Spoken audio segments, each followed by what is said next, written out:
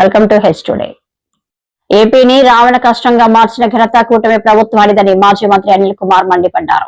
కూటమి ప్రభుత్వ నేతలు వరుసగా వైసీపీ నేతలపై దాడులకు పాల్పడుతూ ఆటవిక పాలనకు తెరలేపారన్నారు. మరో 3 ఏళ్ల పాటు ఆటవిక పాలన భరించేందుకు సిద్ధంగా ఉన్నామన్నారు. తిరుపతి వెంకటేశ్వర స్వామి ప్రసాదంలో జంతువులు కలిసిందని, భగవంతుడిని కూడా ఒక నీచ రాజకీయాలకు వాడుకొని కేసులు పెట్టి జైల్లో పెట్టించే కార్యక్రమాలు జరుగుతూ ఉన్నాయి. అధికారంలోకి వచ్చిన తర్వాత మేము ఏం మంచి చేసామని చెప్పుకునే పరిస్థితి ఒకటి కూడా లేదు. ఫలాన్ని మంచి చేసాం, ఫలాన్ని సంక్షేమం చేసాం, ఫలాన్ని అభివృద్ధి చేసాం. ఏదైనా చేస్తుంటే గత ప్రభుత్వంలో జగన్మోహన్ రెడ్డి గారు చేసిన ఈ ఎన్నికలు అయిపోయిన తర్వాత వాటికి రిబ్బన్ కట్టింగ్లు చేసి దాన్ని మైలే తీసుకోవటం తప్ప తాను మొదలుపెట్టి ముగించింది ఏంది అంటే శూన్యం. సంక్షేమం ఏంట్రా అంటే శూన్యం. ఈ రాష్ట్రాన్ని అభివృద్ధి ఏ విధంగా దిశగా తీసుకెళ్తున్నాము అంటే దాడులు చేయించడం, నోరెత్తిన వాళ్ళ మీద కేసులు పెట్టించడం, జైల్లో పెట్టడం, ఇదే కార్యక్రమం జరుగుతూ ఉంది. ఈరోజు కాపు నాయకులైన రాంబాబు మీద ఏ విధంగా ఇంటి మీద దాడి చేశారు, ఏ విధంగా ఆఫీస్ ధ్వంసం చేశారు. ఇళ్లలో ఆడవాళ్ళు ఉన్నారు, పిల్లలు ఉన్నారు, అయినా లేకుండా దాదాపు 100 మంది వెళ్ళి ధ్వంసం చేయటం. నిన్న ఇక్కడ మైలవరంలో మాజీ మంత్రివర్యులు బీసీ నాయకుడు జోగి రమేష్ అన్న ఇంటి మీద ఆయన ఇంట్లో లేనప్పుడు వీడియోలు చూసాం. పెట్రోల్ బాంబులు ఇంటి మీద వేయటం, అవి మంటలు రేగటం. ఒకవేళ నిజంగా అది దార్బంధరాలు తగిలి ఇబ్బంది అయ్యింది, ఒకవేళ ఇంట్లో కానీ వెళ్ళి ఉంటే, ఇంట్లో ఆడవాళ్ళు ఉన్నారు.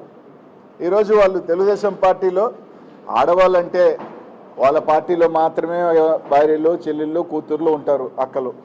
వేరే పార్టీకి సంబంధించి అయితే మాత్రం దౌర్జన్యాలు చేసినా, ఇళ్ల మీద ధ్వంసాలు చేసినా, ఇళ్ల మీద పగలగొట్టినా ఇబ్బందిలే. ఆయన పార్టీలో బీసీ నాయకులు ఉంటే బీసీ నాయకులు, ఆయన పార్టీలో కాపులు ఉంటే వాళ్ళే కాపు నాయకులు. పక్క జిల్లాలో పక్క పార్టీలో కాపు నాయకులున్నా, బీసీ నాయకులున్నా వాళ్ళు బీసీలు కాదు, వాళ్ళు కాపులు కాదు. ఇక పవన్ కళ్యాణ్ గారు అయితే ఆయన ఎప్పుడు వస్తే మాటకు వస్తాడు, ప్రెస్ మీట్ పెడతాడు, ఎట్టంటే మాట్లాడతాడు. ఈరోజు ఇట్లంతా జరుగుతూ ఉన్నా కనీసం మాట ఎత్తే పరిస్థితి లేదు. ఒక రౌడీ రాజకీయంగా ఈరోజు ఒకటే చెప్తా ఉన్నాం, జగన్మోహన్ రెడ్డి గారు మేము కూడా 5 సంవత్సరాలు పరిపాలన చేసాం. ఇదే రకమైన పరిపాలన మీరు చెప్తున్న రాజారెడ్డి రాజకీయం కానీ, రాయలసీమ ఫ్యాక్షనిజం కానీ జగన్మోహన్ రెడ్డి గారు చూపించుంటే, మీరు చెప్తున్నట్టే జగన్మోహన్ రెడ్డి గారు హింస వ్యక్తి అని కానీ జగన్మోహన్ రెడ్డి గారు అనుంటే నిజంగా మీరు బయట తిరిగే వాళ్ళ, నిజంగా మీరు ధైర్యంగా ఈ రాష్ట్రంలో తిరిగే వాళ్ళని అడుగుతా ఉన్నాం. ఈరోజు అధికారం ఉంది, మీకు అధికారం ఇచ్చింది ప్రజలు, మంచి చేయను సరే, అది ఎట్టా చేసే పరిస్థితి లేదు, సంక్షేమం లేదు, అభివృద్ధి లేదు. సరే ఇంక మేము ఏమైనా చేస్తాం, మేము ఇలాగే మాట్లాడితే కేసులు పెడతామంటే పర్లా, ఇంక 3 సంవత్సరాలు ఉంది, అధికారం ఉంది, రైట్. ఎన్ని కేసులు పెడతారో పెట్టుకోండి, ఎన్ని దాడులు చేస్తారో చేసుకోండి. మీరు ఎంత బంతిని గోడ కేసు కొడితే బలంగా వెనక్కి అలాగే వస్తుంది. 2029లో ఈ రాష్ట్ర ప్రజలు తీర్పిస్తారు.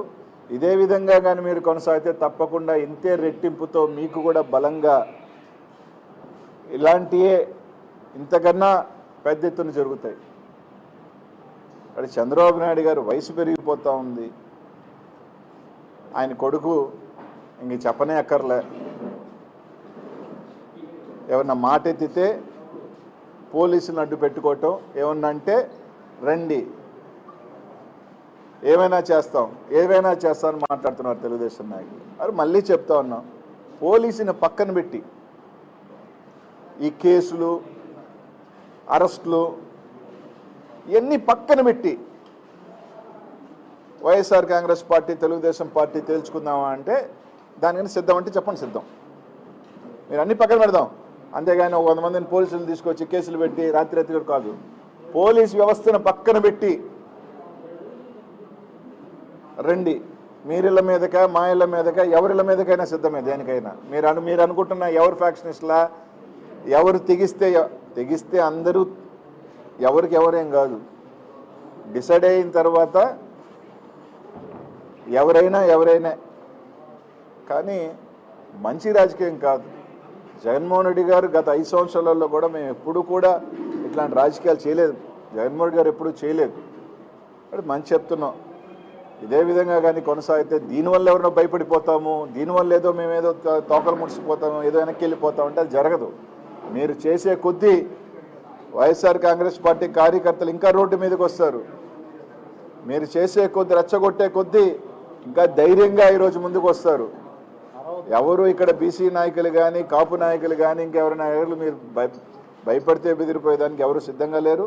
వైఎస్ఆర్ కాంగ్రెస్ పార్టీ ఖచ్చితంగా అందరికీ, వైఎస్ఆర్ కాంగ్రెస్ పార్టీ పెద్ద నాయకుడికి, కార్యకర్తకి అండగానే ఉంది.